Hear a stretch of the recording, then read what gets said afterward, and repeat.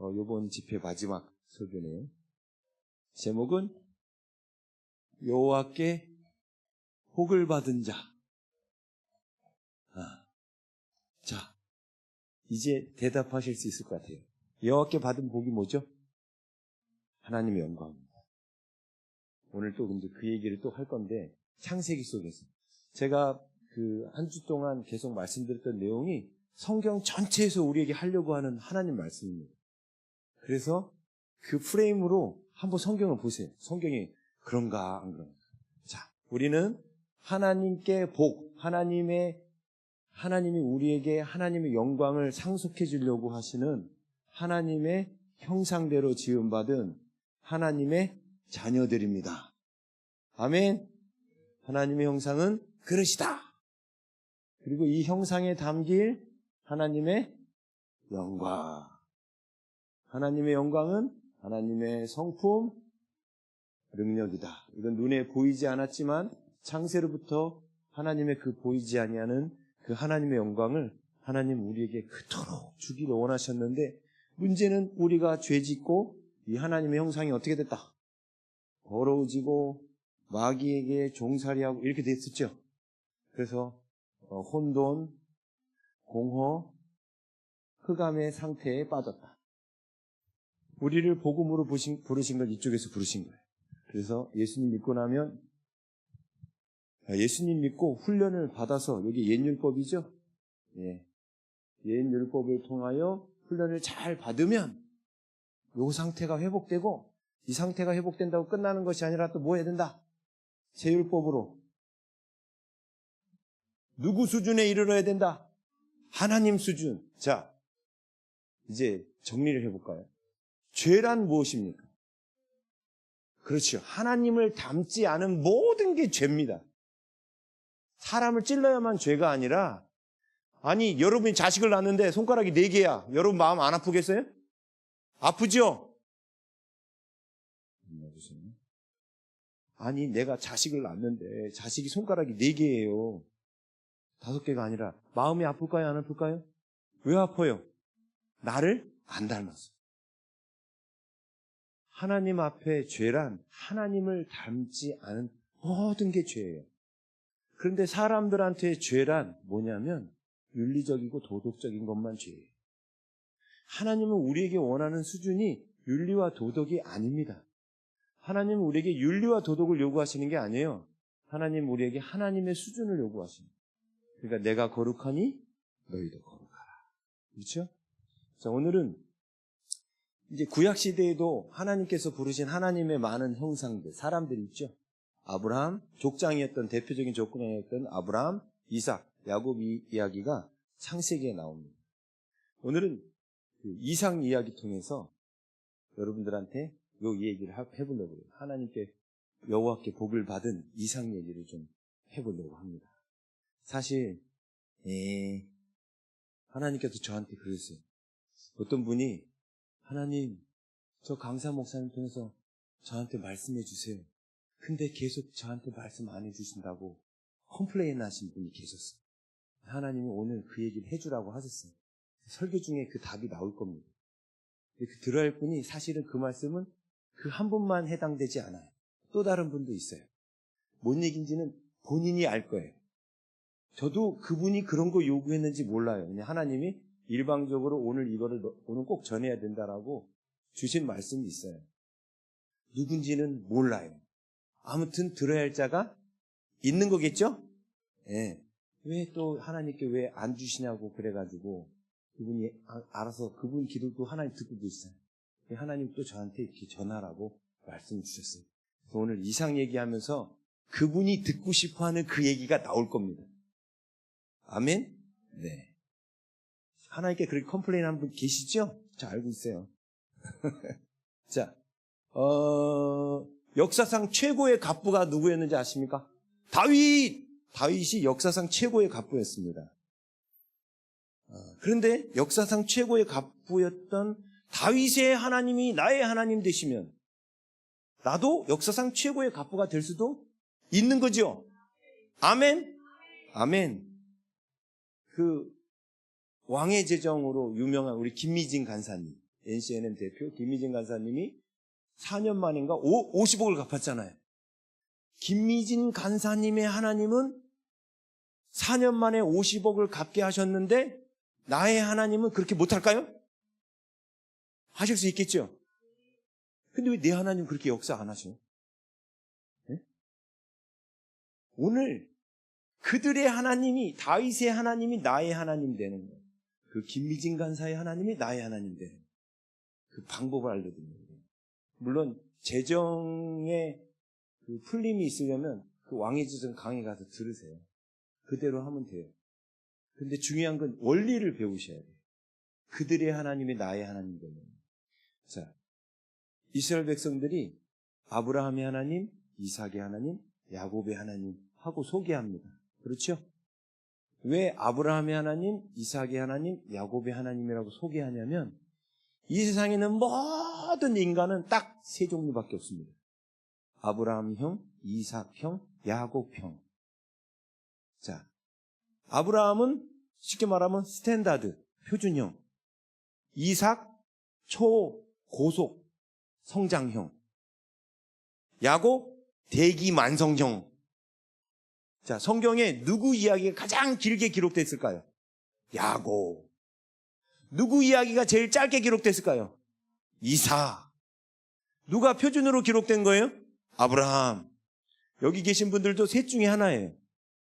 표준에 맞게 믿음이 잘 성장하시는 분, 아주 급속도로 믿음 성장하시는 분, 그리고 하나님이 그렇게 불러도 뺀질뺀질하면서 막 이렇게 이리 빼고 저리 빼고 대기만성형. 이 세 종류 외에는 없습니다. 왜 하나님이 당신을 밝히실 때 아브라함의 하나님, 이삭의 하나님, 야곱의 하나님이라고 하셨냐면 믿는 모든 이들의 하나님이시기 때문이에요. 아멘? 여러분은 어떤 형이십니까? 야곱형? 네, 야곱형이라고 고백해 주시니 감사합니다. 위로가 되네요. 자, 그런데 중요한 건 이삭도 처음부터 아브라함의 하나님이 나의 하나님, 곧 이삭의 하나님이 된 것은 아니겠죠? 그렇죠? 중요한 건 아브라함의 하나님이 이삭의 하나님 되는 과정이 있었고요. 그 이삭의 하나님이 야곱의 하나님이 되는 과정이 있었던 거예요. 야곱 얘기하려면 하도 길어가지고 그냥 제가 초속성령 이삭을 향해서, 어차피 원리는 똑같으니까 초속성령 이삭을 갖고 오늘 저 하나님 형상 얘기를 이제 마무리 지으려고 하는 거예요. 자, 여러분, 오늘 이 본문은 그 창세기 26장 안에 있는 이 본문은 아브라함 때 들었던 흉년이 이삭 때에 들었다는 이야기로 26장 1절에 시작합니다. 그래가지고 그 이삭이 아브라함 때 들었던 흉년이라는 것은 대단히 힘든 흉년이 왔다는 거예요. 이삭 때 도저히 가나안 땅에 머무를 수 없는 흉년이 왔다는 겁니다. 그래서 이삭의 계획은 물이 넉넉한 애굽으로 내려가려고 그랬어요. 애굽은 비가 오지 않아도 상류에서부터 내려오는 물이 있는 덕분에 그래도 흉년 때도 그래도 살 수 있었거든요. 그런데 질문 드리겠습니다. 아브라함 때 들었던 이 큰 흉년이 이삭 때 또 찾아온 이유는 뭘까요? 여태까지 힌트 드렸잖아.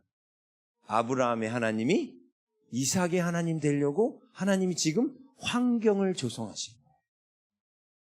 여러분, 오늘 이번 주 강의에 하나님 영광 얘기하면서 하나님의 능력을 여러분이 간절히 구하는 상황에 왔죠? 왜 하나님의 능력을 간절히 구해야 되는 상황이 왔어요? 하나님은 하나님의 영광, 그 능력을 우리에게 주고 싶으셨어요. 그렇죠? 이삭에게도 아브라함에게도 하나님 동일하시겠죠. 그래서 앞으로 인생에 오는 고난이나 그 고난 속에 어떤 능력이 부족해서 오는 고난이든 사람 때문에 오는 고난이든 나의 원수가 나타나잖아요. 그 속에서 제발 낙심하지 마시고 하나님의 이 사건, 이 일을 통하여 하나님께서 나에게 무엇을 계획하셨는지를 찾으셔야 돼요. 그러면 그때 아브라함의 하나님이 나의 하나님 되시고 이삭의 하나님이 나의 하나님 되시고 야곱의 하나님이 나의 하나님 되시고. 자, 근데 아브라함 때 이 흉년이 들었는데, 다시 말하면 아브라함이 겪었던 일이라는 거죠. 아브라함도 똑같은 흉년을 겪었다는 거잖아요. 근데 그때 아브라함은 그 흉년 중에 하나님의 능력을 경험했을까요? 못했을까요? 당연히 했지요. 당연히 했죠. 그래서 아브라함 안에는 믿음이 있습니다. 믿음. 그 믿음이 뭐였냐면 자기 자식을 모리아산에서 번제로 다 태워서 죽이더라도 하나님께서 능히 그를 죽은 자 가운데 다시 살리실 것을 믿었습니다. 아멘. 근데 그 믿음이 하루아침에 온 것은 아닙니다. 근데 아브라함이 이삭을 데리고 모리아산을 갔을 때 이삭이 자기를 태울 나무찜을 들고 갔잖아요. 제 생각에는 종들이랑 일단 한두 차례 날랐을 것 같아요. 왜냐하면 사람을 태우려면 나무가 그렇게 적게 들어가지는 않습니다. 근데 이삭이 나머지 여분을 또 메고 아버지랑 마지막으로 올라가죠. 어쨌든 둘이 올라갔습니다. 근데 이삭이 묻습니다. 아버지, 제사할 양은 어디 있습니까? 걱정 마라. 하나님이 준비하신다. 자, 그러면 지금 아브라함은 이삭에게 네가 재물이다 이 얘기 했다는 거야, 안 했다는 거야? 안 했죠? 안 했어요. 자, 이제 나무를 다 벌려놓고 이제 재물만 있으면 되는데 아버지가 그랬거든. 하나님이 그 재물을 준비하실 거다. 그랬는데 갑자기 아브라함이 이삭한테 이삭, 저기 좀 저 단 위에 좀 올라가 볼래? 왜요? 올라가 봐. 올라갔어. 손 좀 뒤로 내밀어 볼래? 왜요? 해봐. 아빠 사랑하는 거 알지? 했어요. 손 내밀 때 꽁꽁 묶고. 아버지 왜 이러시지? 사실은 모리아산까지 오는 3일 동안 아브라함이 무슨 얘기 했을까요? 이삭한테. 여러분이라면 무슨 얘기 해줬을 것 같아요? 네? 자기가 경험하고 만난 하나님 얘기 해줬겠죠. 그래서 이삭에게 마음 준비 시켰을 거예요. 능히 죽은 자 가운데서도 다시 살아나신 하나님 얘기를 했겠죠. 근데 이삭은 들을 때는 재밌겠죠. 그런 하나님. 재밌죠. 근데 막상 그 죽어야 될 대상이 자기라는 걸 알았을 거예요. 그런데 이삭이 반항한 흔적은 없어요. 근데 중요한 건 이삭은 처음에 이게 장난이라고 생각했을 거예요. 왜? 아버지가 금이야 옥이야 얼마나 이쁘게 키웠습니까? 지금 이삭은 아버지한테 저항할 수 있을 만큼 상당히 힘도 있는 청년이었어요. 그런데 갑자기 아버지의 눈이 무서워지는 거예요. 그랬더니 칼을 딱 뽑더니 이삭의 목을 딱 제끼고 이삭을 내려치려는 순간 하나님이 아브라함아 아브라함아 이러셨죠. 그러면서 내가 내 독자 이삭까지도 바치는 거 보면서 내가 나를 경외하는 줄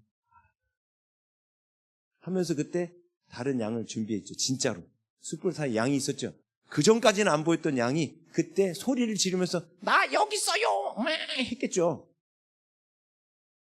자, 하늘에서부터 아브라함아 아브라함아 할 때 이 소리를 이삭은 들었을까요? 못 들었을까요? 네? 어떻게 생각하세요? 들었을까요? 못 들었을까요? 못 들었어요. 못 들었어요. 다만 찌르려고 하다가 눈이 되게 무서워진 아버지. 왜? 내 아들 최대한 고통 없이 죽이려면 한 방에 목을 이렇게 해서 죽여야 되잖아요. 양 잡을 때 목을 따거든요.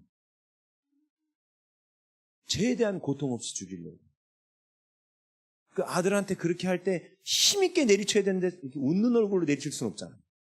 그러니까 얼마나 무섭고 굳은 표정이었어요. 아무리 그래도. 근데 아브라함 안에는 칼을 들고 내리찍기 직전까지도 어떤 믿음이 있었던 거예요? 하나님이 이 아이를 번제로 다 태워버려도 다시 살리실 거에 대한 믿음이 있었던 거죠. 그렇지만 이삭은 이 사실을 몰라요. 아버지께 계속 듣기는 했습니다. 아버지께 계속 듣기는 했지만 그 하나님이 아직 나의 하나님 되시진 않았어요. 다행히 아버지의 칼은 멈춥니다. 결정되기 순간에. 자, 이 사건이 이삭에게 어떻게 기억에 남을 것 같습니까? 트라우마가 남지 않을까요? 남겠죠? 무섭겠죠? 자, 이 이야기를 집에 돌아와서 어머니께 했을까요? 안 했을까요? 했겠죠? 사라가 이 소식을 들었어요. 엄마, 나 사실 아버지 좀 이상해요. 나이가 들더니 혹시 치매가 왔는지 아버지가 나를 칼을 들고 엄마, 아버지 좀 잘 보살펴야겠어. 이렇게 했죠? 그때 사라가 어떻게 됐을까요? 여러분이 사라라면 어떻게 하겠어요? 눈 돌아가지 않아요? 예? 91세에 낳은 아들이에요. 눈 안 돌아갈까요? 눈 돌아가죠. 그러면 아브라함하고 그 뒤에 어떤 일이 일어날지 한번 상상해 보십시오. 대판 싸웠겠지 않을까요? 예? 아니, 이거 자연스러운 일이 아니에요. 이거 자연스러운 추론이죠. 예? 이삭은 아브라함은 이 소리 못 들었다니까. 그러면 이삭 입장에서는 이거 어머니한테 보고 안 할 수도 없는 거였고. 예? 그러면 이 사실을 알고 사라가 화가 났어요, 안 났어요? 화가 났어요. 이삭은 상처를 받았어요, 안 받았어요? 받았어요. 이렇게 추론을 하면 이건 가정을 한 거잖아요, 지금. 실제 성경에 이 사건 안 나오잖아요. 제가 이걸 가정한 거라고요. 가정을 하면 이것을 증명하는 성경의 근거를 대야 되는 거예요. 그래서 제가 성경의 근거를 대볼게요. 창세기 22장 19절. 이제부터 지명에 주목하세요. 22장 19절. 자, 이에 이제 이삭 그 사건 이후에요. 이에 아브라함이 그의 종들에게로 돌아가서 함께 떠나. 이제 이삭하고 다시 데려온 거예요. 어디로 가요? 브엘세바에 이르러 거기 거주하였더라. 원래 이삭을 데리고 출발했던 곳도 브엘세바입니다. 그러니까 브엘세바가 아브라함과 가족들이 사는 집이에요. 브엘세바에 거주했죠? 자, 이 이후에 사라가 열받았습니다. 그리고 죽습니다. 23장 2절. 자, 함께 읽습니다. 사라가 가나안 땅 헤브론 곧 기럇 아르바에서 죽음에 아브라함이 들어가서 사라를 위하여 슬퍼하며 애통하다가. 자, 사라가 지금 어디서 죽었죠? 기럇 아르바 곧 헤브론에서 죽었어요. 제가 지도로 말씀드리면 잘 보세요. 브엘세바가 가운데 있으면 헤브론은 위쪽에 있습니다. 이렇게 위쪽에 있어요. 근데 여기 보면 들어가서라는 말이 문 열고 들어갔다는 뜻이 아니에요. 히브리어 보오라는 단어인데 하나님의 뜻이 있는 곳으로 왔다는 뜻이에요. 먼 거리를 이동한 거예요. 아무튼 그러니까 사라가 죽을 때 아브라함은 브엘세바에 있었고 사라는 헤브론에 있었어요. 그런데 이때 이삭은 어디 살았을까요? 24장 62절. 24장 62절.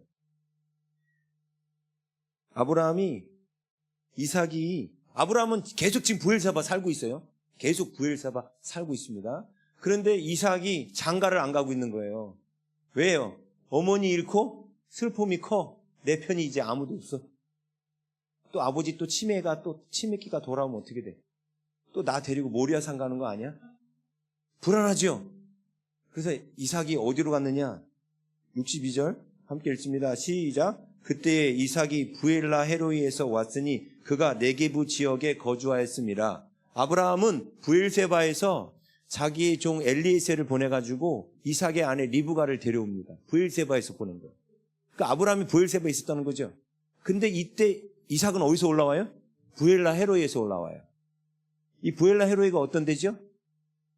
하갈이 임신했다고 뻐기다가 사라한테 혼나서 쫓겨나서 도망갔던 곳이에요. 부엘라 헤로이. 거기 가서 누가 있어요? 이삭. 자, 엄마는 헤브론, 아빠는 브엘세바, 아들은 그 밑에 부엘라 헤로이. 이게 당시에는 있을 수가 없는 일입니다. 이해돼요? 거리가 한참 떨어졌어요. 당시에는 최대한 가족들끼리 모여 살면서 서로를 지켜줘야 되는 그런 사회잖아요. 근데 지금 어떻게 됐습니까? 아브라함이 하나님 말씀에 순종한 결과가 집안이 풍비박산 난 거예요. 여러분 순종하실 수 있겠어요?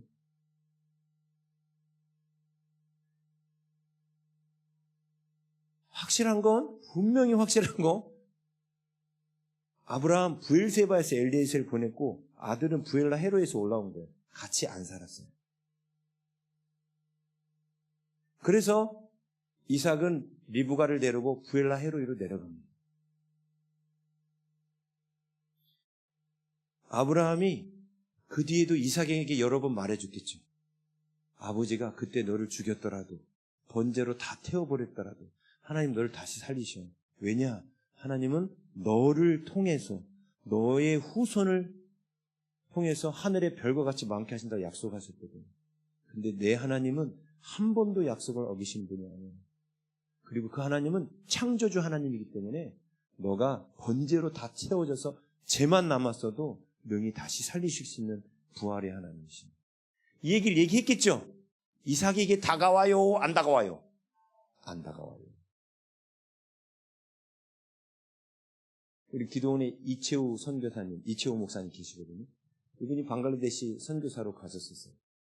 방글라데시 선교하시면서 엄청나게 어려운 일이 있을 때마다 막 기도하면서 엄청난 기적적인 일들이 많아서 그 선교 가운데 하나님께서 도우시는 것들을 두 아들이 옆에서 지켜봤다는 거예요. 그런데 한국에 왔는데 이제 이채우 선교사님 여기 계시잖아요. 근데 아들이 다른 곳에서 일을 하는데 뭐 아무튼 힘든 어려운 일을 겪었다는 거예요. 선교사님은 방글라데시에서 그 힘든 일을 겪을 때, 기도할 때 하나님께서 도우셨던 걸 얘네들이 옆에서 봤기 때문에 얘네들이 얼마든지 그 힘든 일을 기도하면서 잘 뚫어가리라 생각했는데 아니더라는 거예요. 이해가 안 가더라는 거예요. 왜요? 아직 이채우 목사님의 하나님이 그 아드님의 하나님이 되시지 않았기 때문에. 지금 이삭도 마찬가지겠죠. 근데 하나님의 마음은 이제 뭘 해주고 싶으실까요? 이제는 이삭의 하나님이 되어주고 싶으시겠죠? 예? 자, 일단 하나님이 이삭에게 하나님이 생명의 하나님임을 알게 하시기 위해서 첫 번째로 하신 게 있습니다. 뭐냐면 이삭이 40세에 리브가랑 결혼해요. 그런데 20년 동안 애가 생기지 않아요. 근데 어떤 때 애가 생겼어요? 25장 21절. 이삭이 그의 아내가 임신하지 못하므로 그를 위하여 여호와께 뭐하매? 간구하매. 자, 자기 능력의 한계가 왔죠? 예? 능력의 한계가 왔을 때 하나님께 뭐 했습니까? 간구했어요. 그때 하나님의 능력으로 어떤 일이 일어나요? 여호와께서 그의 간구를 들으셨으므로 그의 아내 리브가가 임신했다. 20년간 그냥 부부관계만 하면 애가 생길 줄 알았는데 안 생겼어요. 인간이 노력한다고 애가 생기는 게 아니라는 거예요. 생명은 하나님이 주시는 거예요. 이삭이 하나님께 이 이전에 기도했을까요? 안 했을까요? 안 했어요. 왜요? 상처받았거든. 그 하나님한테. 그죠? 우리 좋은 아빠를 갖다가 정신병자 만들어 놓으신 분이잖아. 이삭의 입장에는 그러지 않겠어요? 이 추론이 이상해요? 여러분이 이삭이라도 그러겠죠? 그러니까 20년 동안 사실요, 여기 앞에 리브가를 데리고 올 때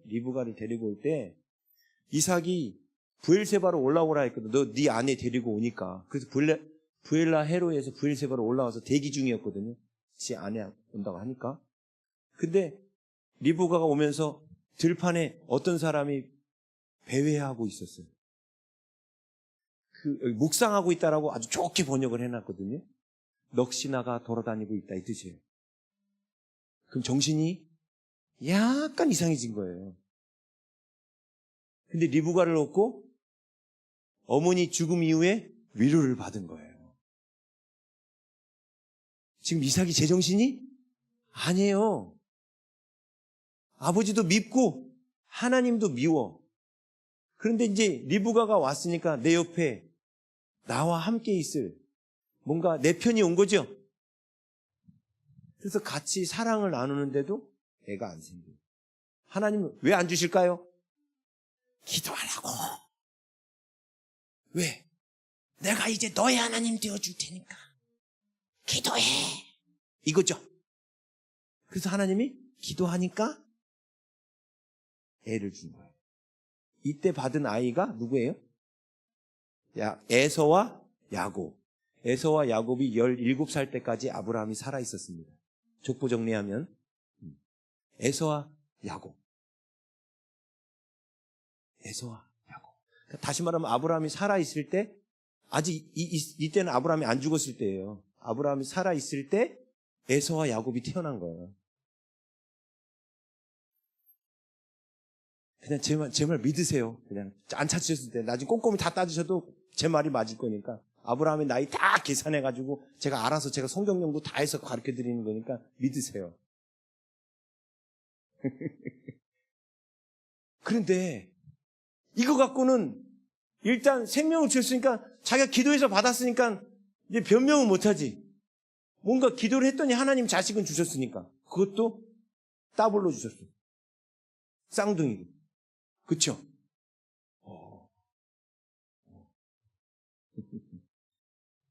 그런데 이거 갖고는 안 되는 거예요. 그래서 하나님이 26장에 뭘 하신 거예요?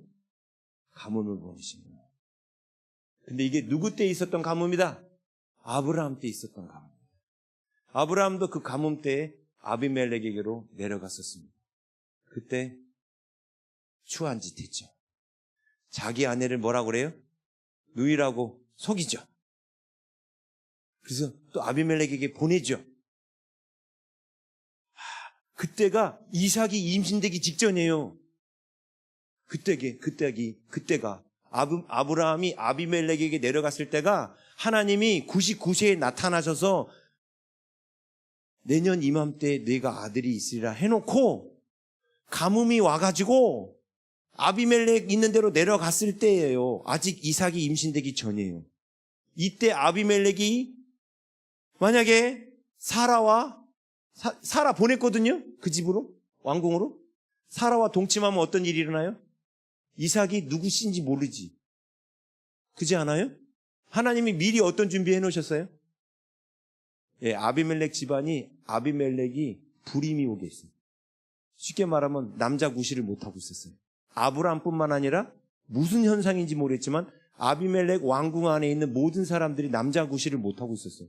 다 누구를 위한 시츄에이션입니까? 그렇죠. 아브라함을 위한 거예요. 아브라함이 또 넘어질 걸 또 하나님은 아셨던 거지. 그래서 아예 자식을 못 낳도록 남자가 남자 구실을 못하도록 싹 준비해 놓으신 거예요. 근데 아비멜렉이 사라를 데리고 왔는데 어차피 취할 수도 없어 지금. 남자 구실을 못하니까 지금. 자기뿐만 아니라 이상하게 왕궁의 모든 남자들이 다 그래. 뭔가 음식이 이상이 있었던가 그거는 우리 그 당시에 어떤 일인지 모르겠지만 남자들이 다 그래. 계속 불임이야. 그래서 자식을 못 낳고 있었거든. 근데 사라를 데리고 집 거기다가 이제 왕궁에다 데리고 왔는데 갑자기 하나님 꿈에 나타나시죠. 그래서 아비멜렉을 어떻게 하세요? 책망하셨잖아. 너 이 녀석 감히 하면서 확 책망했어요. 그러니까 아비멜렉이 전 억울합니다. 제가 달라고 한 것도 아닙니다. 저 아시잖아요, 하나님. 지금 제가 애도 못 낳는 거. 그래, 알았어. 너 사라 돌려주고 아브라함 불러다가 기도받아. 그는 선지자야. 하나님이 꿈에 이렇게 말씀하시죠. 그래서 어떻게 해요? 그 다음날 아브라함을 부릅니다. 불러서 그때 은을 주면서 죄송합니다. 그리고 사라 데려가십시오. 그리고 또 뭐라 그래요? 저의 가정을 위해서, 이 왕궁을 위해서 기도해 주십시오. 그러지요? 그런데 아브라함이 어떻게 해요? 기도해 줍니다. 그때 어떤 일이 일어나요? 아비멜렉 집에 불임이 풀려버려요. 그때가 아브라함이 아비멜렉 그랄 땅에 갔을 때입니다. 근데 그때도 역시 흉년 때였습니다. 예? 그러니까 이삭을 임신하던 해에도 흉년이 있었던 거죠. 그렇죠. 그냥 믿으세요. 제가 성경 지금 막 찾으면서 보내드리면 너무 시간이 많을까봐 그냥 이야기로 설명해 드리는 거예요. 그냥 믿으세요. 그렇게 나와요, 성경에. 제가 구라치는 거 하나도 없습니다. 자, 그런데 그 아브라함 때 들었던 흉년이 오자, 자, 아브라함이 왜 그랄로 갔는가? 이 그랄은요, 애굽으로 내려가기 위한 길목이 있어요. 이 그랄 땅에서 그 애굽으로 내려가기 위한 식량이나 물이나 이런 거를 거기서 실어야 돼요. 왜냐하면 물을 최대한 살 수 있는 곳에서 사서 이동을 해야 되잖아요. 근데 애굽까지 가는 길에 마지막으로 물을 살 수 있는 곳이 그랄 땅이에요. 그래서 그랄 땅에 온 겁니다. 근데 하나님께서 그때 그랄 땅에 머물라고 하셨죠. 그래서 아브라함이 있었던데 그런 얘기는 성경 자세히 안 나와요. 그냥 아브라함 때 있던 첫 흉년이 지금 이삭 때에도 들었다는 거예요.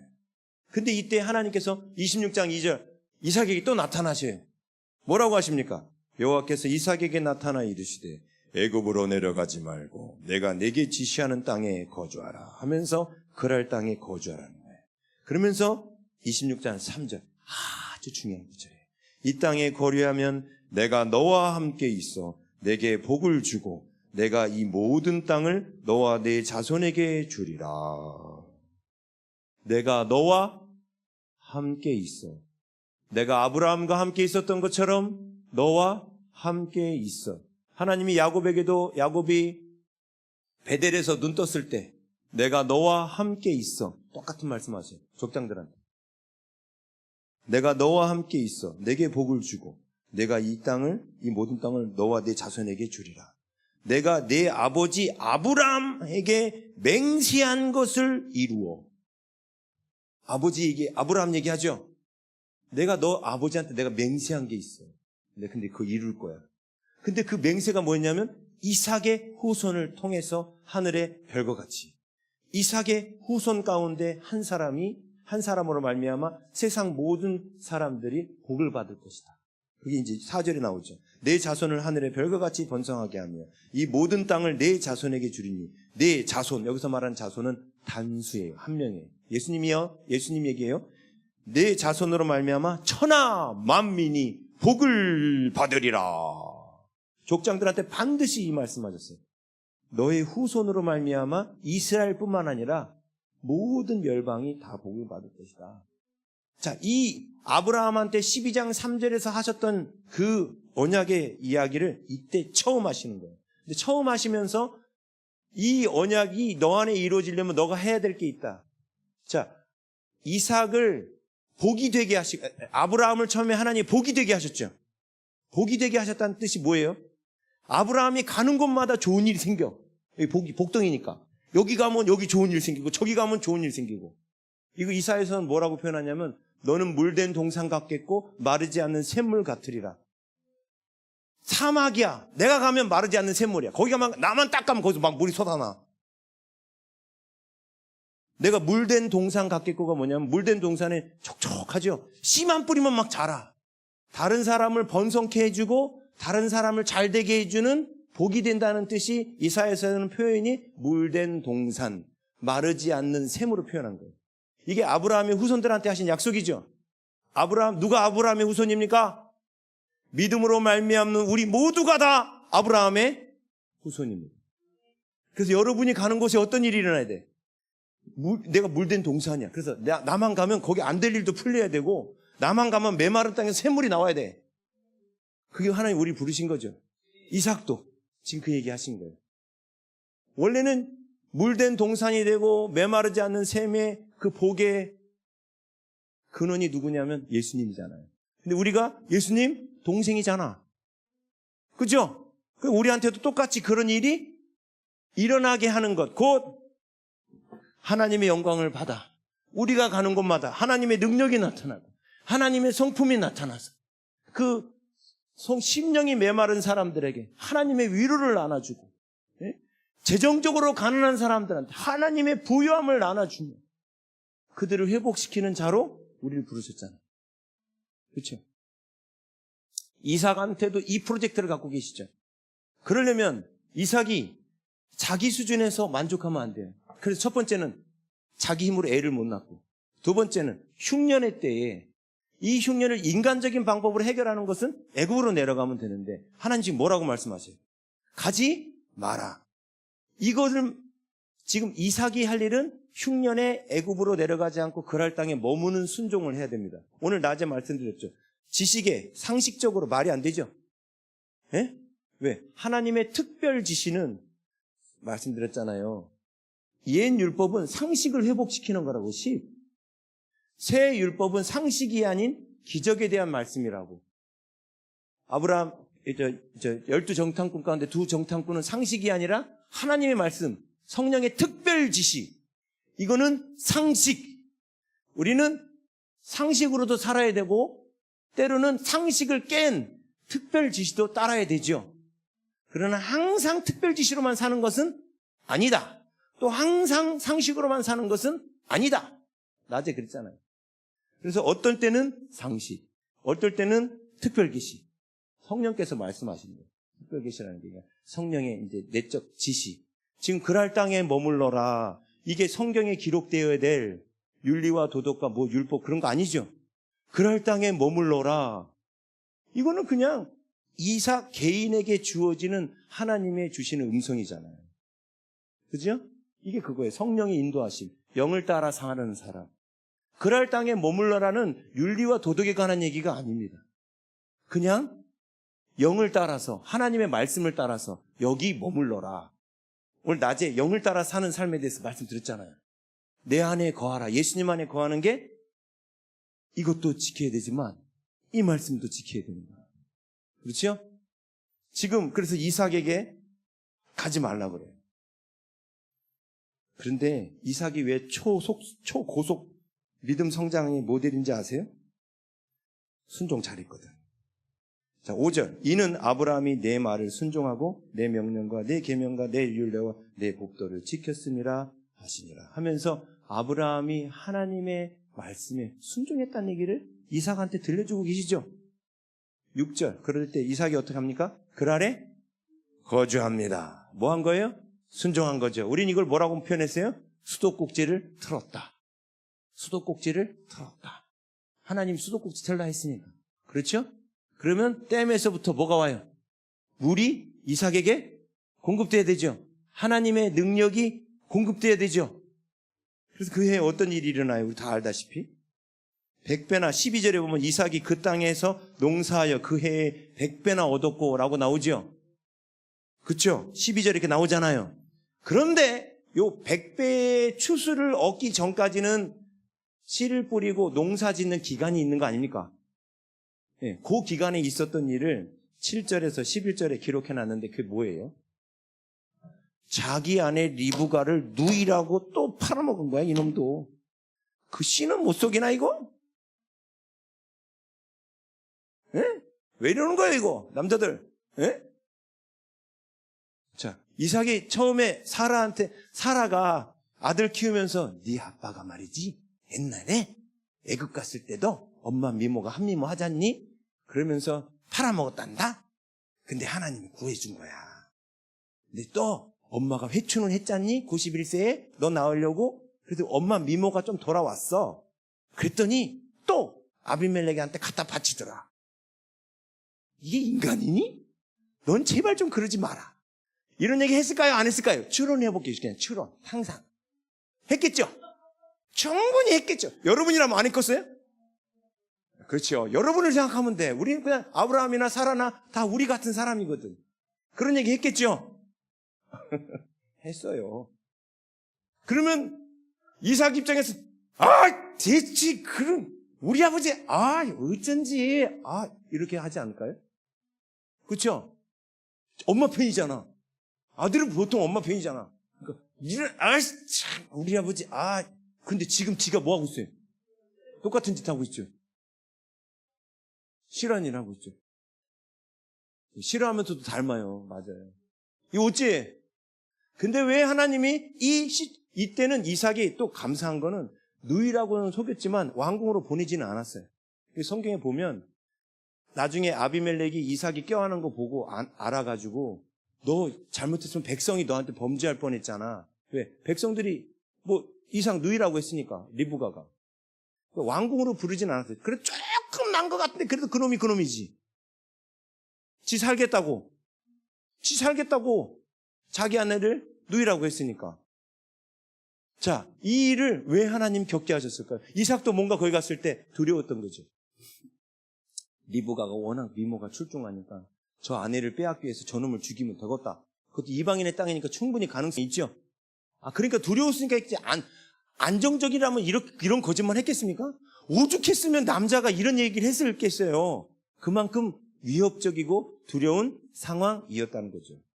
근데 아무리 위협적이고 두려워도 그렇지, 지 아내를 누이라고 속여? 안 되죠. 그러니까 지가 엄마랑 같이 비판했던 아버지 모습이 자기 안에도 있는 거야. 이제 아버지 욕할 수 있을까요, 이제? 이 뒤부터? 못하겠죠? 그래서요, 여러분 누굴 자꾸 비판하시면 여러분도 똑같은 죄 짓게 돼요. 왜냐? 하나님은 누구 판단하고 비판하느니 네가 한번 죄 져봐. 그러고 나면 그래, 사람이 궁지에 몰리면 이럴 수도 있어. 그러면서 이런 죄를 진 사람을 수용할 수 있는 넓은 그릇이 돼요. 이게 뭐예요? 하나님의 성품이 오는 거예요. 그렇지요?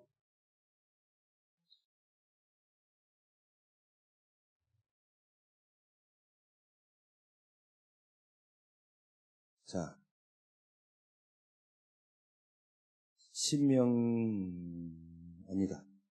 마태복음 18장 8절에서 10절 말씀 찾아보겠습니다.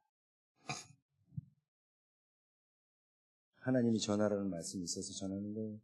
마태복음 18장 8절에서 10절 잘 보세요. 만일 내 손이나 내 발이 너를 범죄하거든 찍어내버리라.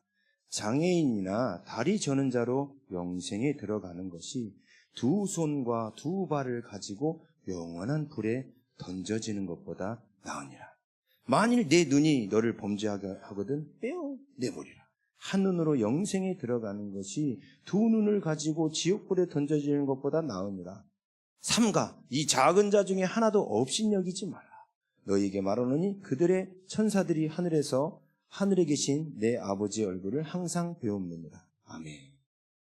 옛날 수도원에서 이 말씀을 문자 그대로 지켰습니다. 뭔 얘기냐면 이 여인을 보고 음욕이 올라오니까 누나를 뽑아버렸어요. 뽑으면 음욕이 안 생기겠지. 왜?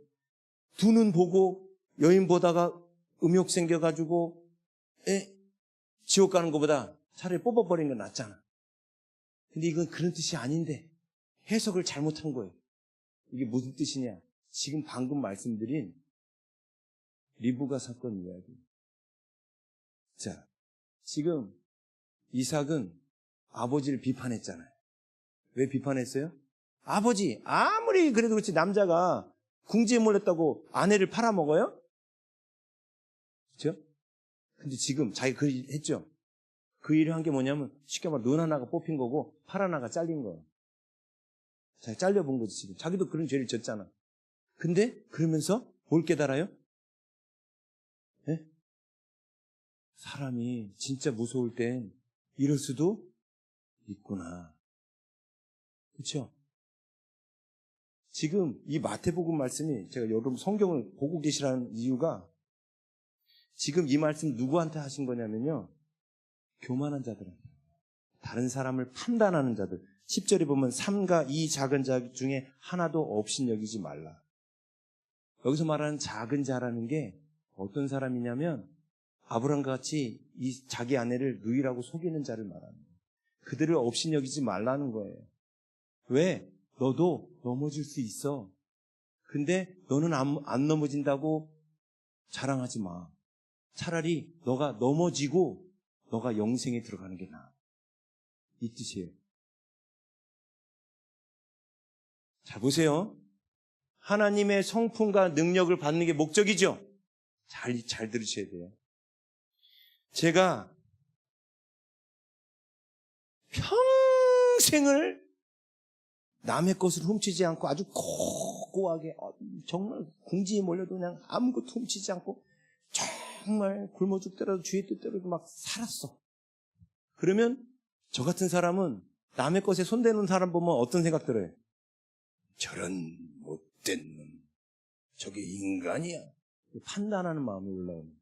예를 들면 성적으로 너무너무 정결하고 깨끗한 사람이 있어. 근데 성적으로 문란한 사람 보면 어떻게 해? 저런 저게 인간이야?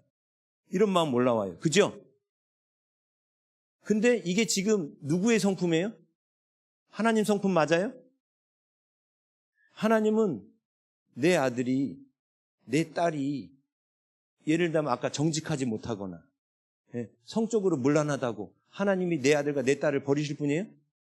그거 씻겨가지고 다시 새롭게 일으키시는 분이죠. 그렇죠? 그런데 그걸 놓고 계속 다른 자식은 지가 안 그런다고 맨 그런 형제를 비판하고 있어. 그럼 하나님 입장에서는 이놈이 얘네들을 사랑하게 하려면 어떻게 해야 돼요?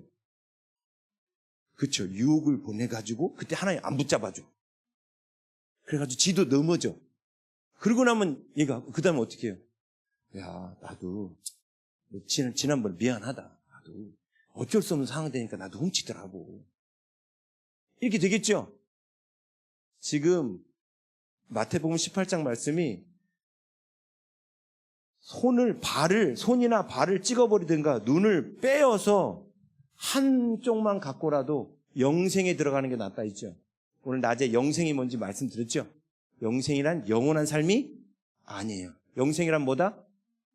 참 하나님과 그의 보내신 자 그 아들을 아는 거! 하나님의 그 사랑이 얼마나 큰지를 아는 거! 차라리 여러분이 깨끗하게 고고하게 살면서 남을 비판할 바에는 차라리 죄를 지으세요.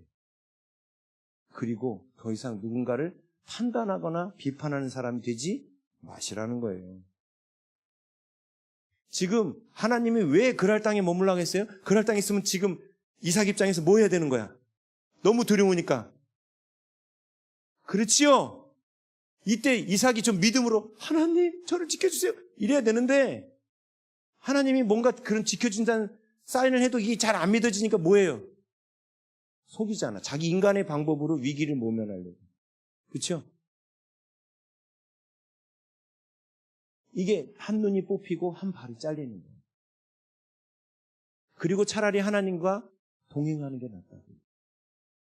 고고한 척하면서 자기는 죄가 없는 척하면서 죄 있는 사람들, 그게 작은 자들입니다. 작은 자들을 업신여기고 손가락질하는 것보다 차라리 여러분이 죄를 짓고 그런 사람을 품는 사람이 되라는 거예요.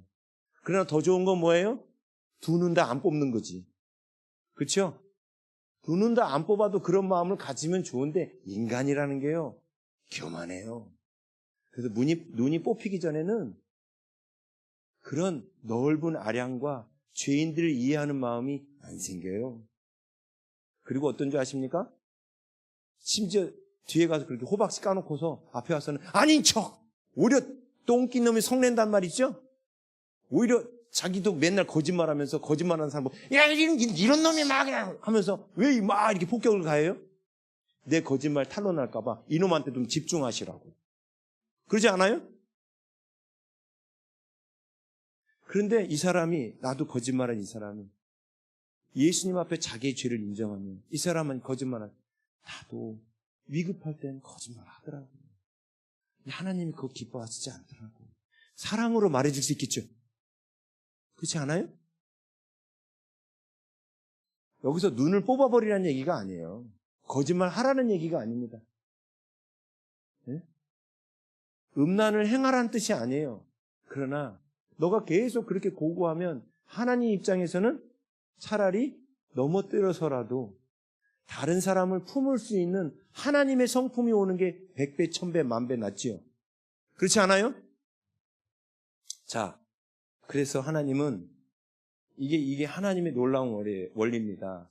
예수님의 족보에 보면 예수님의 족보 가운데 유다가 누구랑 다말하고 결혼해서 며느리하고 결혼해서 베레스를 낳죠. 자, 또 있어요. 예수님의 마태복음 족보 가운데 보면 또 여인 하나가 또 등장합니다. 라합이 등장하죠. 라합의 직업이 뭐죠? 기생이에요. 수많은 남자들하고 잠을 잔 기생입니다. 근데 살몬이라는 총각하고 결혼을 해요. 이 라합이 어땠을까요? 마음이. 은혜를 받은 거죠. 나 같은 사람을 받아주다. 그래서 라합이 보아스를 낳은 거예요. 보아스. 룻을 받아줬던 보아스를 낳은 거잖아요. 그렇죠? 보아스가 얼마나 정이 많아요? 그렇죠? 왜? 라합이 나 같은 기생, 나같이 많은 남자하고 잔 그 여자를 하나님 백성 삼아준 거야. 유다에 시집 보내주신 거야. 그렇죠? 그러니 얼마나 감사해. 그래서 막 다른 사람들이 음란 행동하고 뭔가 죄를 지어도 다 어떻게 해줄 수 있어요? 품고 수용해 줄 수 있는 거예요. 헤세드, 하나님의 값없는 사랑이 넘치는 사람이 되는 거예요. 왜? 자기의 그 허물을 용서해 주신 주님의 사랑이 너무나 크기 때문에 자기와 같이 허물 있는 사람을 다 품을 수 있는 그릇이 된 거예요. 그렇죠?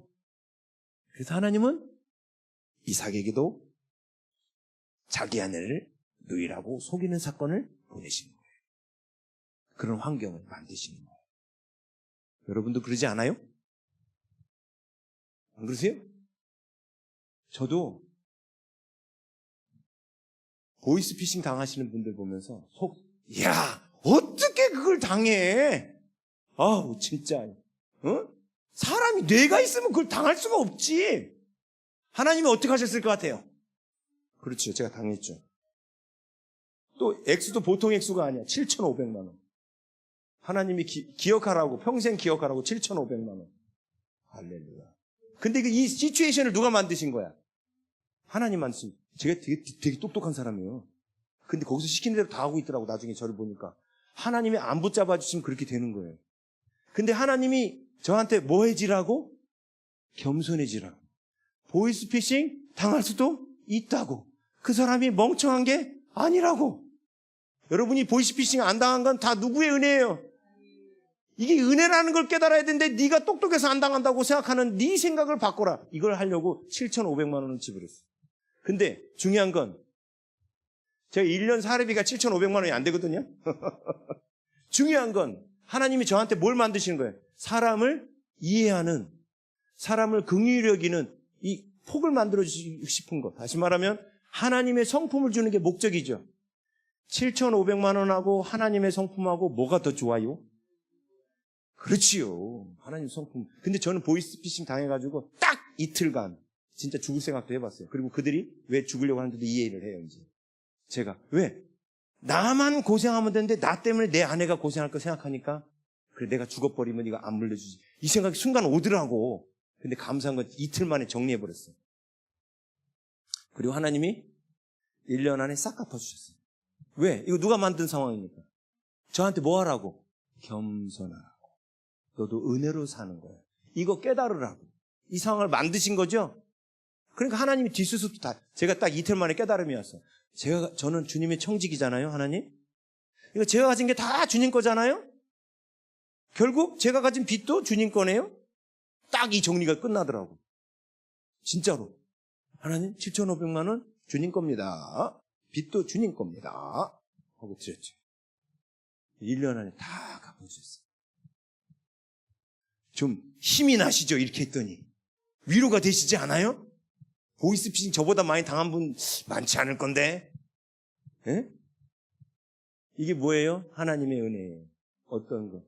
더 많은 사람 이해하고 품고. 이게 뭐냐면 겸손이에요. 이게 낮아짐이에요. 근데 우리 인간이 스스로 낮아지던가요? 안 돼요. 안 돼요. 그래서 하나님 어떻게 하시는 거예요? 나한테도 다행히 아내를 누이라고 팔지는 않았는데 저한테도 이런 일들을 하나님이 허락하시는 거예요. 이게 제 눈 하나가 빠진 거죠. 제 눈 하나가 빠지고 작은 자를 업신여기지 않는 사람이 되는 게 더 하나님 입장에서는 중요한 거예요. 이제 하나님의 성품과 능력을 어떻게 주는지 아시겠습니까? 아시겠죠? 그래서 그 보이스피싱 당한 일도 무슨 일로 바뀌겠어요? 감사한 거예요. 너무 감사한 거예요. 왜? 그런 사람들을 이해해 줄 수 있고, 품어줄 수 있고, 혹시라도 보이스피싱 당해가지고 죽으려고 하는 사람 저한테 오면은 보내세요. 당신 7,500만 원이냐고 물어볼게. 아마 거의 그 정도까지는 안 갈 거예요. 그렇죠? 자, 말씀 하나 더 찾아볼게요. 신명기 22장 25절에서 27절. 신명기 22장 25절에서 27절. 자, 보세요. 25절부터 27절 함께 읽습니다. 시작. 만일 남자가 어떤 약혼한 처녀를 들에서 만나서 강간하였으면 그 강간한 남자만 죽일 것이요 처녀에게는 아무것도 행하지 말 것은 처녀에게는 죽일 죄가 없습니다. 이 일은 사람이 일어나 그 이웃을 쳐 죽인 것과 같은 것이라. 남자가 처녀를 들에서 만난 까닭에 그 약혼한 처녀가 소리질러도 구원할 자가 없었음이니라. 아멘. 이게 뭔 얘기냐면 어떤 여인이 있는데 들에 이제 일하러 나간 거예요. 그러니까 사람이 없는 곳이죠. 근데 거기서 아주 나쁜 남자 하나를 만나서 강간을 당한 거예요. 그런데 이 케이스가 있고 요 바로 앞에 있는 케이스는 약혼한 거예요. 그러니까 지금 결혼할 상대가 있는 거예요. 근데 이 여자가 성 안에서 다른 남자하고 동침이 아니라 강간을 당한 거죠. 강간을 당한 거예요. 그러면 들켰어. 그러면 둘 다 죽여요. 근데 들에서 만난 사람은 남자만 죽여요. 왜 그럴까요? 맞아요. 성 안에서는 소리를 지르면 와서 도와줄 자가 있다는 거예요. 근데 소리를 안 질렀다는 뜻은 즐겼다는 뜻이라는 거예요. 자기 약혼자를 배신했다는 뜻이라는 거예요. 소리를 안 질렀다는 것은. 그렇죠? 그런데 들에서는 소리 질러도 도와줄 사람이 없어. 불가항력적으로 당하는 거죠. 그렇죠? 그런데 이런 일들이 대한민국에서 많이 일어납니다. 전 세계적으로 많이 일어납니다. 제가 수영업계에서 사역할 때도 삼촌한테 당했어요. 고등학생인데, 고1인데. 하나님이 찾아가라고 해서 이 말씀 전하라고 했습니다. 왜냐하면 대부분 오프라 윈프리도 중학생 때 뭐 그런 일이 있었다 하잖아요.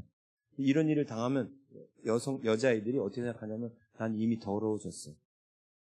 사실 폭행을 당한 건데도 자기가 더러워졌다고 얘기해요. 그래서 어떻게 하냐면 그 뒤부터는 그래 어차피 더러워진 몸이니까 하고 성적으로 더 뒤를 물러내줘요. 그래서 하나님이 걔를 찾아가가지고 이 얘기를 해주라는 거예요. 넌 더럽지 않아. 하나님은 널 여전히 순결한 신부, 순결한 처녀로 여기죠. 왜? 네? 너희의 힘으로 이길 수가 없었던 상황이거든. 그래서 너는 하나도 안 더러워. 누군가가 너의 몸을 더듬고 만졌다고 해서 너가 더러워지는 게 아니야. 제가 첫날에 그런 말씀 드렸죠. 5만 원짜리 꾸기고 밟으면 더러워져요? 5만 원의 가치가 상실돼요? 아니죠. 발행한 한국은행이 여전히 5만 원을 인정해 주는 것처럼 하나님이 내가 그런 일을 겪었더라도 이건 일방적으로 당한 거잖아요. 겪었더라도 하나님은 우리를 어떻게 말씀하셔요? 깨끗하다라고 말씀하셔요. 누가 나를 만드신 분, 이 온 우주를 통치하시고 다스리시고 심판하시는 그분이 깨끗하다라고 말씀하셔요.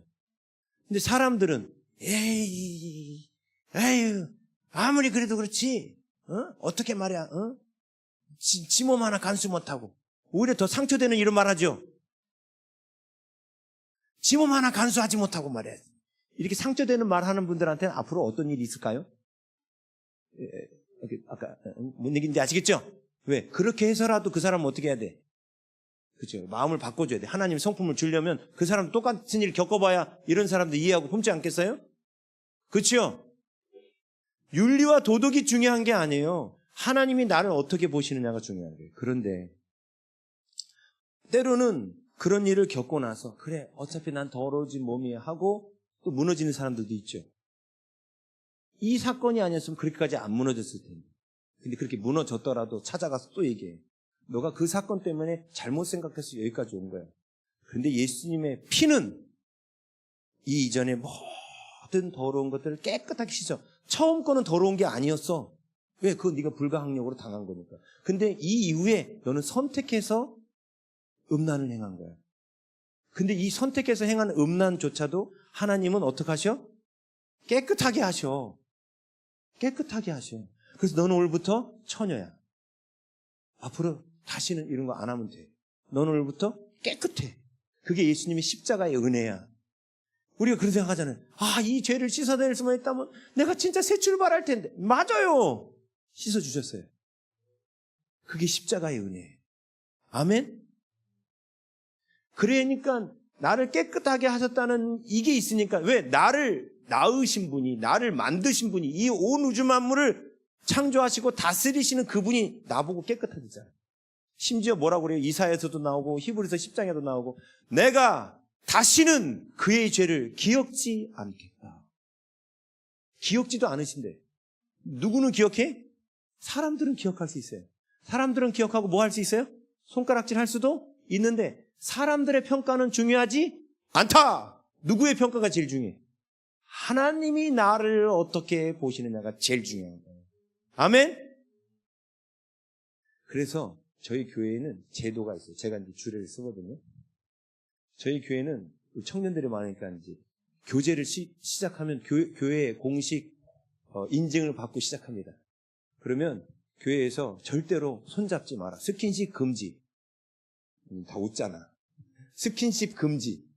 결혼하는 그날까지 스킨십 금지. 왜? 스킨십 손잡기 시작하면 나중에 여간부까지 가니까 안 된다. 그리고 그 교제 기간 동안에 이들이 우리 교회에 오기 전에 뭐 동거를 하고 살든 다른 뭐 누구랑 많이 뭐 원나잇을 했든 필요 없다. 그건 너희들이 주님 앞에 회개해라. 그럼 깨끗해진다. 오늘부터다. 그리고 남녀가 이제 교제를 시작하면 오늘부터다. 너희들은 오늘부터 예수님께서 그 죄를 씻으셨으니까 너희들은 처녀 총각이다. 그래서 이제부터 결혼하는 그날까지 둘이 순결을 지켜라. 이렇게 요구를 해요. 이전에 저희 교회에 왔으면 아예 그런 씨를 말렸을 텐데 우리 교회 안 왔었잖아. 그래서 세상에 놀다가 왔잖아. 어떡하겠어. 근데 놀라운 건 그 어떡하겠어를 할 수가 있거든. 예수님의 피는 깨끗하게 하셨잖아. 그렇죠? 그래서 오늘부터 새롭게 시작이다. 너는 순결한 처녀고 너는 순결한 총각이다. 그래서 결혼 기간까지 서로를 지켜라. 왜 이 기간이 중요하냐? 남자가 여자한테 결혼 후에도 내가 당신만을 이 정조를 지킬 수 있다는 걸 보여주는 기간이에요. 막 사귀다 보면 유혹이 올라오지만 그때 이걸 이기고 여자친구에게 보여줘라. 내가 너를 결혼 후에도 지켜줄 수 있다는 거지. 그래서 결혼 전에 서로 지켜주라고. 그래서 요 연애 기간을 그걸 이제 관계를 안 가진 청년들한테는 제가 주례할 때 면사포를 쓰게 해요. 면사포는 순결한 처녀만 쓸 수 있는 겁니다. 순결하지 않은 처녀는 면사포를 쓸 수가 없어요. 그리고 이 면사포를 넘기는 그 순서가 결혼 주례 때 있습니다. 이게 영광인 거예요. 우리 교회에서 이 면사포를 넘겼다. 이 뜻은 얘네들은 연애 기간 동안에 그 전은 몰라. 하나님도 기억이 안 난다는데 뭐 제가 어떻게 기억해? 그죠? 하나님이 기억을 못 하신대. 근데 제가 왜 기억을 그리 더듬어? 누구는 자꾸 기억하는 줄 아세요? 마귀는 자꾸 기억해요. 마귀는 자꾸 과거 들춰내잖아요. 부부싸움에도 꼭 과거 들춰내는 건 누구예요? 마귀예요. 마귀. 여보가 아니고. 에? 마귀예요. 그건 마귀. 과거 들춰내는 건 마귀. 하나님은 어떻게 하신다? 기억지 않아. 그래서 그 기간 동안에 왜? 그게 예수 그리스도의 보혈의 능력이고 은혜입니다. 그러니까 우리가 다시 하나님의 성품을 닮으려고 일어날 수 있는 거예요. 아멘? 그러니까 이삭도 하나님 어떻게 하신 거예요? 똑같이 받은 거야. 아빠 비판하더니 차라리 지가 겪고서 아버지 하늘로 나갔잖아. 죄송해요. 제가 옛날에 엄마랑 아버지 씹었는데요. 제가 잘못했어요. 이제 아버지 이해할 것 같아요. 근데 놀라운 건 이삭이 이제 집에서 자기 아내를 껴안고 있는 걸 아비멜렉이 보죠. 불러가지고 뭐 했어? 막 그러면서 진작 말하지. 그러면서 막 놀래가지고, 백성 중에 하나가 건드렸으면 어떤 집을 봤어? 어떤 집을 봤어? 막 입을 막 더듬어. 왜 이렇게 놀랬을까요? 아비멜렉이. 요 아비멜렉이 바로 아버지 아비멜렉이 기도해서 낳은 아들이에요. 네? 아비멜렉이란 고유명사가 아니라 그 왕이라는 일반 명사예요. 아버지 아비멜렉이 낳은 아들이 안수받고 낳은 애가 얘예요, 얘. 그러니 그 아브라함의 집안을 건드리면 어떻게 돼? 죽는 거지. 전 국민 불임이 오는 거야, 이거는. 그쵸? 그러니까 어떻게? 큰일 난 거지. 왜 누이라고 속였어? 왜 누이라고? 우리 잘못해가지고 백성 중에 하나라도 리브가를 건드렸으면 전 국민 불임이 오는데 말이야. 응? 그렇게 반응했어요, 여기 본문에. 자, 아무튼 이 일도 겪었고, 중요한 건 이삭이 그랄 땅에 머물면서 그 해에 농사를 했는데 몇 배의 소출을 얻었다? 말이 됩니까, 이게? 100배가 말이 됩니까? 보통 때에도 2배만 돼도 할렐루야인데, 아니 10배만 돼도 할렐루야인데 100배를 그치는. 이게 무슨 뜻이에요? 불가능이라는 거예요. 인간의 힘으로 할 수 없는 거예요. 하나님이 뭘 보여주신 거예요?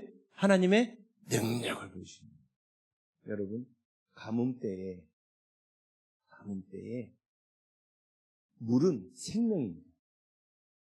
쉽게 말하면 아브라함이 이삭한테 그랬거든요. 너 죽어도 하나님 다시 살리시오. 하나님이 생명의 근원이시오.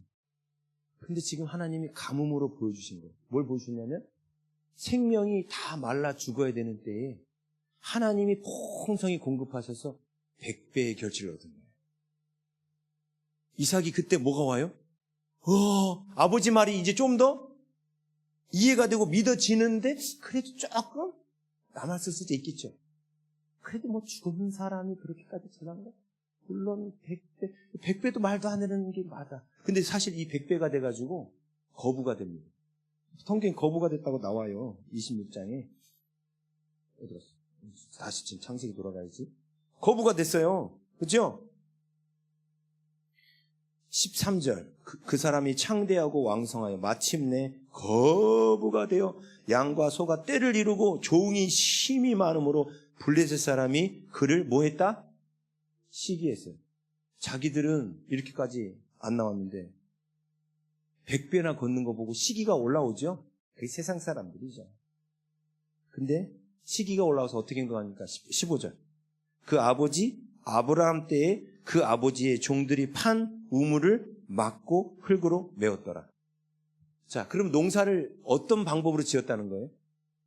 근데 그 우물들이 다 어떤 우물들이에요?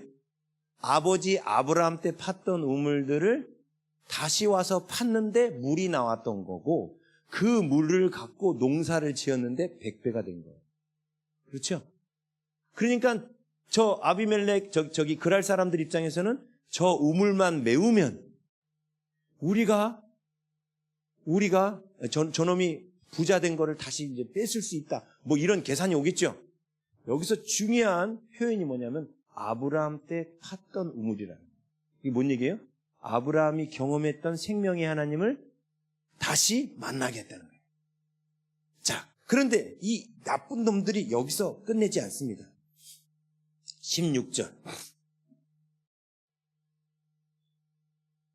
16절 아비멜렉이 이삭에게 이르되 네가 우리보다 크게 강성한즉 우리를 떠나라. 자, 농사졌죠? 이삭이 떠나면 그 땅 누구 거 돼요? 그럴 사람 거 되죠? 그러면 100배가 나올 거라 계산했겠지. 그놈들. 그렇죠? 그렇지 않아요? 네, 그렇겠죠? 우리를 떠나라. 17절 이삭이 그곳을 떠나 그랄 골짜기에 장막을 치고 거기 거류하며. 떠나라니까 어떻게? 떠났지. 이놈이 불임은 무서워하는데 이런 건 안 무섭나 보네. 그쵸? 이 간이 배 밖에 나왔네, 이놈이. 감히 이삭한테 이렇게 행동을 해. 그죠? 18절 그 아버지 또 그랄 골짜기에 왔는데 또 나와요. 아브라함 때 팠던 우물들을 다시 팠으니 또 나오죠. 이 표현이 창세기 안에 반복되고 있습니다. 다시 말하면 아브라함이 경험했던 하나님을 다시 경험하니 이 뜻이에요. 그래서 팠던 우물들 다시 팠으니 이는 아브라함이 죽은 후에 블레셋 사람이 그 우물들을 메웠습니다. 그랄 골짜기 우물들만 메웠겠어요? 그랄 땅의 골짜기 우물도, 그랄 땅의 우물도 메웠겠죠. 근데 이삭이 들어가서 팠는데 거기 물이 나왔고 거기 쫓겨났어. 그래서 그랄 골짜기에 머무른 거예요. 골짜기에 머무르면서도 또 그랄 골짜기에 있는 우물을 팠죠. 근데 어떤 일이 나요? 또 물이 나온 거야. 왜? 물 없으면 죽는 거예요, 지금도. 물 없으면 죽는 거죠. 근데 파면 물이 나와. 이게 무슨 뜻이에요? 하나님이 생명을 주고 계시는 거예요. 그렇죠? 생명의 주관자 되시죠? 네. 그러면서 이렇게 말해요. 19절. 그러면서 이삭이 그 우물들의 이름을 그의 아버지가 부르던 이름으로 불렀더라. 지금 이삭이 누구를 인정해주고 있어요, 이제? 아버지를 인정해주고 있죠? 아버지가 했던 걸, 아버지가 싫으면 아버지가 이름 붙인 거 바꾸겠지. 지긋지긋해서라도 바꾸겠지. 근데 지금 어떻게 해요? 아버지의 이름 그대로 이름을 불러요. 그러면서 19절, 이삭의 종들이 골짜기를 파서 센 근원을 얻었더니 이런 일이 생겼어요. 20절, 그날 목자들이 이삭의 목자와 다투어 이르되 이 물은 우리의 것이다 하매 이삭이 그 다툼으로 말미암아 그 우물 이름을 에색이라 하였으며, 그냥 에색이라고 하고 그 우물을 다툰 우물을 줘버려요. 그리고 21절 어떻게 해요? 또 다른 우물을 파죠. 왜 이 우물을 줘버리고 또 다른 우물을 팔 수 있을까요? 하나님이 주신다면 얼마든지 내 딴 데 가서 또 주실 거잖아. 이 지금까지 100배의 복도 그렇고 아비멜렉한테 내 아내를 지켜준 것도 그렇고 앞에 팠던 우물도 그렇고, 이게 진짜 하나님으로부터는 하나님의 능력이 맞다면 다음번에 우물을 파도 하나님이 주시겠지. 그죠? 이게 하나님이 함께하는 자의 여유입니다. 아멘. 누군가 여러분의 것을 자꾸 빼앗으려고 하죠. 그때 우리는 안 뺏기려고 막 내가 왜 이거 뺏기면 내가 죽을 것 같거든. 그죠? 근데 하나님 뭐라고 그래요? 우리한테 그냥 줘버려라. 줘버려라. 7,500만 원 줘버려라. 난 얼마든지 줄 수 있다. 하나님 그런 분이잖아요. 그렇지 않아요? 네, 그래요. 그래서 다른 우물 또 판 거예요. 근데 그들이 또 다툼으로 그 이름을 신나라 했으면 두 번째 우물도 또 다퉈서 또 자기 거라고 우겨. 줘라! 줬어. 그리고 이삭이 또 어떻게 했겠어? 내 하나님이, 우리 아브라함의 하나님이 맞다면 또 주실 거다. 그래서 어떻게 합니까? 22절, 이삭이 거기서 옮겨 다른 우물을 팠더니 그들이 다투지 않아. 그러면 안 뺏긴 거죠. 그래서 그 이름을 르호봇이라고 불렀습니다. 그렇죠? 장소가 넓다는 뜻이에요. 이르되 이제는 여호와께서 우리를 위하여 넓게 하셨으니 이 땅에서 우리가 번성하리로다. 이제 물이 나왔고 그들이 안 뺐으니까 이 그랄 땅 골짜기에서 이 우물 갖고 잘 먹고 잘 살면 되지요. 그렇지요? 근데 놀라운 건요, 물이 나와서 이제 이 땅을 넓히리라 하고 르호봇이라고 이름 지어놓고 가만히 있는데 이삭이 갑자기 식구들한테 야! 짐 싸! 짐 싸라는 거예요. 짐 싸! 그리고 돌아갑니다. 자, 원래 자기 집은 부엘라 헤로이예요. 이삭이 맞춰보세요. 헤브론, 브엘세바, 부엘라 헤로이. 브엘세바가 자기를 잡으려고 하나님이 이제 아브라함이 자기를 키운 곳이에요. 제일 상처가 많은 곳이죠. 자, 헤브론, 브엘세바, 자기 집, 부엘라 헤로이. 이삭이 짐 싸! 그리고 돌아가자! 하고 어디로 갔을까요? 맞아요. 어떻게 하셨어요? 브엘세바로 가는 거예요. 이젠 더 이상 브엘세바가 상처의 장소가 아닙니다. 브엘세바. 왜요? 누구를 만났기 때문에? 나의 하나님 만났거든. 나의 쪼잘함도 보게 해주시고, 내가 누군가를 비판했는데 나도 부족하다고, 그런 나를 또 하나님이 건져주셨구나. 내가 스스로 의로운 게 아니라 하나님의 은혜로 의로웠던 거구나. 내가 열심히 땀 흘려서 복 받은 것이 아니라 하나님이 복 주시는 거였구나. 이걸 깨달은 거예요. 아브라함의 하나님이 드디어 이삭의 하나님 돼가는가 싶었어요. 근데 왔죠? 22절에 왔죠? 23절. 거기서 브엘세바로 올라갔더니 부엘라 헤로이로 안 가요. 사실 이제 여기 보면 그 22절에서 23절로 우리가 번성하리로다 하였더라 하고 말하죠. 그리고 부엘세바로 올라갔더니가 히브리어는 와우 동사라는 걸 쓴데 뭐냐면 연속적인 동작이라는 뜻이에요. 그러니까 계속해서 일어났다는 거예요. 그 셋째 우물에서 물이 나오고 난 다음에 그냥 머무르고 한참 시간이 지난 게 아니라 바로 브엘세바로 왔다는 거예요. 왜요? 왜 이제 우물을 뺏지도 않는데 왜 온 거예요? 이제 하나님이 브엘세바 가도 물을 주실 거라는 걸 확신하죠? 왜? 지금까지 주셨잖아. 이제는 아브라함의 하나님이 이삭의 하나님 되신 것 같지 않아요? 그렇죠? 그래서 돌아왔는데 24절 그 밤에 하나님이 나타나셨어요. 여호와께서 그에게 나타나 이르시되 나는 네 아버지 아브라함의 하나님이니. 이게 무슨 뜻인지 아시겠죠? 이제 아버지 아브라함의 하나님이니 두려워하지 말라. 이제 이 말이 믿어질까요? 안 믿어질까요? 믿어져요. 이제. 그럴 땅 사건을 통해서 이 말씀이 이제는 다 믿어져요. 내 종 아브라함을 위하여 내가 너와 함께 있어 내게 복을 주어 내 자손이 번성하게 하리라. 이 말씀 믿어지겠죠? 이제 아버지가 진짜 내가 죽었어도 하나님은 능히 다시 살리실 분이구나. 믿어졌겠죠? 그래서 25절 이삭이 하나님께 태어나서 처음으로 제단을 쌓습니다. 25절 이삭이 그곳에 제단을 쌓고 태어나서 처음으로 쌓은 제단. 자발적. 여호와의 이름을 부르며 거기 장막을 쳤더니 이삭의 종들이 거기서도 뭘 팠더라? 우물을 팠더라. 중요한 거. 하나님께 첫 제단을 쌓은 거. 이제 하나님께 예배하는 자로 이제 하나님 사랑해요 하고 바뀐 거예요. 아브라함이 하나님 경험했거든. 그날 사건을 통해서. 그래서 돌아와서 그 우물을 팠어. 그 다음 구절에 물이 나왔을까요? 안 나왔을까요? 안 나왔어요. 안 나왔어요. 이제 하나님 경험했는데 여기 와서는 물이 안 나와. 이제 물을 기다릴까요? 안 기다릴까요? 기다려. 근데 물이 계속 안 나오면 어떻게 돼요? 에? 죽지요, 싹.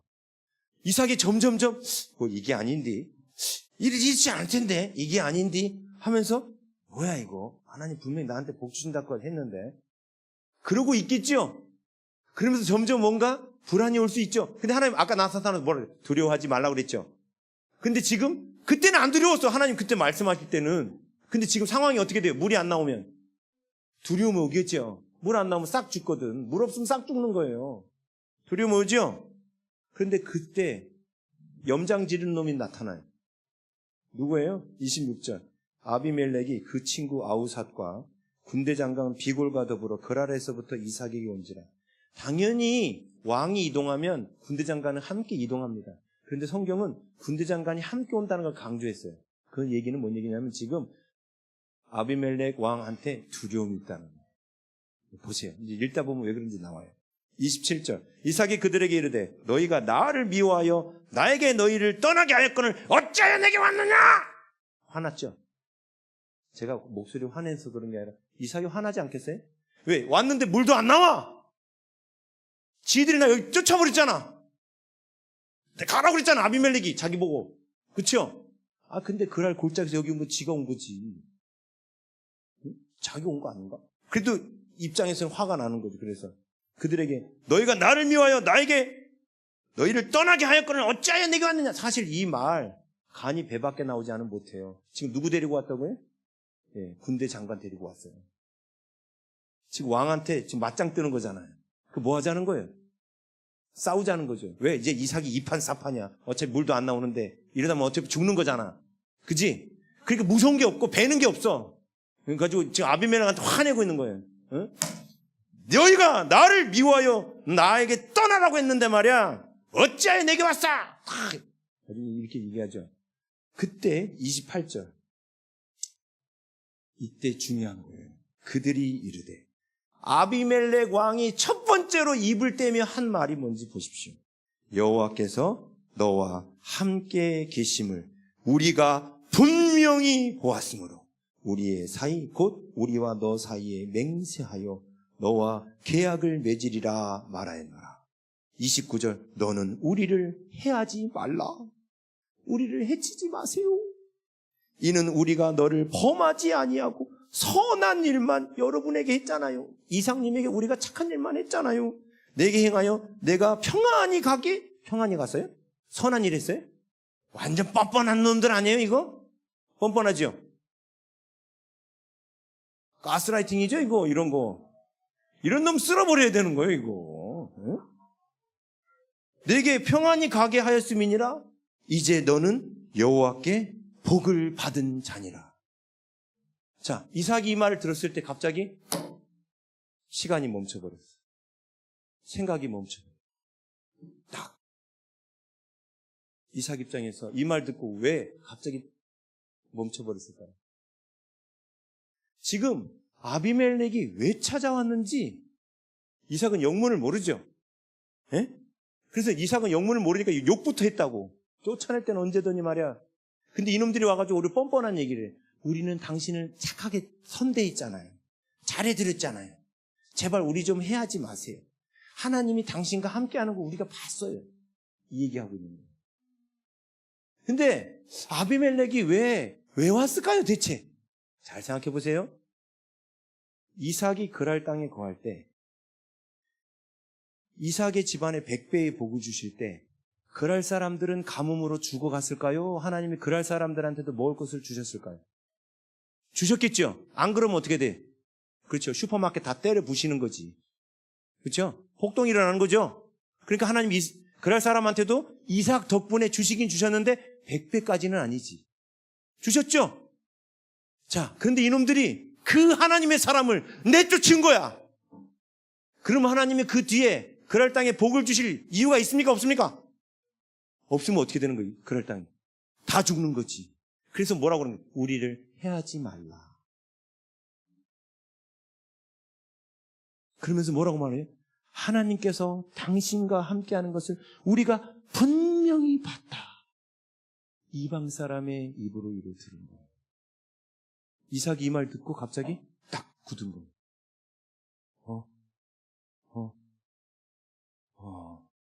그렇구나.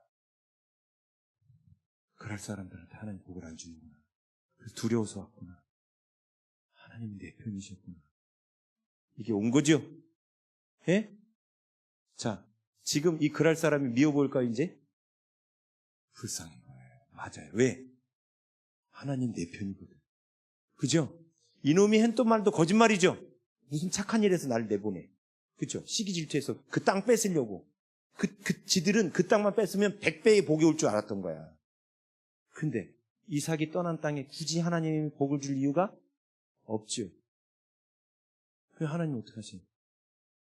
그들을 복을 안 주니까 굶어 죽게 생긴 거예요. 물이 안 나요. 그래서 군대 장관 거느리고 회유해서 안 되면 전쟁이라도 협박이라도 하려고 데리고 온 거예요 지금. 근데 이삭이 멍 때리고 가만히 있다가 그 다음에 어떻게 하는 거 보세요. 30절. 이삭이 그들을 위하여 뭘 한다? 잔치를 베풀매 그들이 먹고 마시고. 31절. 아침에 일찍 일어나 서로 맹세한 후에. 뭘 맹세했을까요? 내가 너희들을 저주하지 않노라. 잘 먹고 잘 살거라.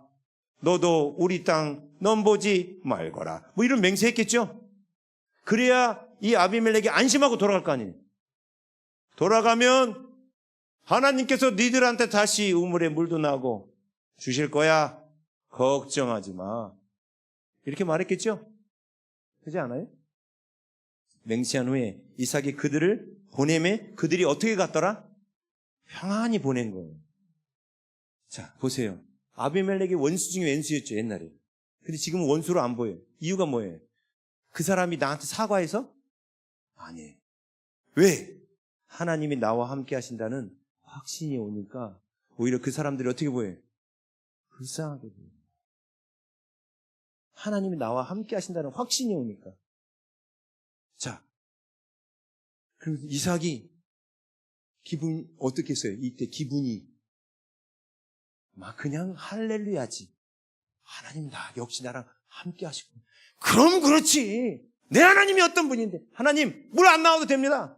저 안 죽이실 거 알아요. 왜냐하면 저를 통해서 분명 하늘의 별과 같이 자식을 많게 한다 했어요. 언제까지 안 죽이세요? 하나님 주실 분이라는 거 저 이제 믿습니다. 자, 그들을 돌려보냈어요. 그 다음에 어떤 일이 일어났죠? 그 다음 구절 32절.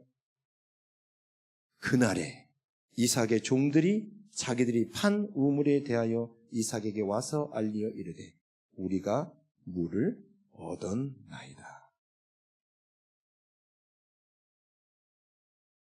성경 참 재밌죠? 자, 아브라함의 하나님이 이삭의 하나님 되는 과정을 우리가 본 겁니다. 이런 과정 가운데 하나님의 성품이 오는 리브가를 누이라고 속인 사건. 흉년의 땅에 하나님께서 100배의 복을 주시고 파기만 하면 물이 나오게 하시는 하나님의 능력을 보여주셨죠. 그러면서 내가 너에게 나의 영광을 준다. 그 하나님의 영광이 자기와 함께하고 하나님이 함께 하시는 게 그분의 성품과 능력이 나와 함께 하는 거잖아요. 이거를 믿고 확신하니까 더 이상 두려운 게 없어요. 더 이상 걱정되는 것도 없습니다. 이 하나님이 누구의 하나님이에요? 나의 하나님. 정말 믿으십니까? 아멘! 이 하나님은 나의 하나님. 그래서 지금 여러분한테 사실 그런 일들이 있을 수 있어요. 눈이 뽑히는 사건, 억울하게 당하는 일, 누군가가 내 것을 뺏어가고, 그리고 누군가한테 폭행을 당하고, 원수 같은 일, 사람들이 내 주변에 일어날 수 있습니다. 근데 여러분, 중요한 건요, 그들이 문제가 아니에요. 하나님이 이 모든 상황을 통해서 하나님은 나에게 나의 하나님 되어주시려고 허락하신 겁니다.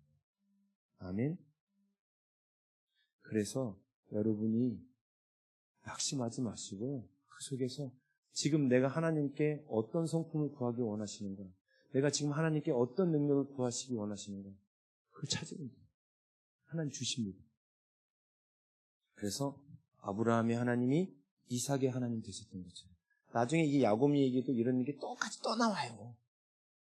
야곱 이야기는 워낙 길어서 오늘은 초속성 이삭 갖고 제가 그냥 한 거예요. 야곱 이야기도 이게 나와요. 라반 밑에서 있을 때 야곱이 하나님의 능력을 경험합니다. 하나님의 사랑도 경험합니다. 하나님 계속 하나님의 이 성품, 능력을 그 자녀들에게 보여주셔요. 너희도 나와 같거라.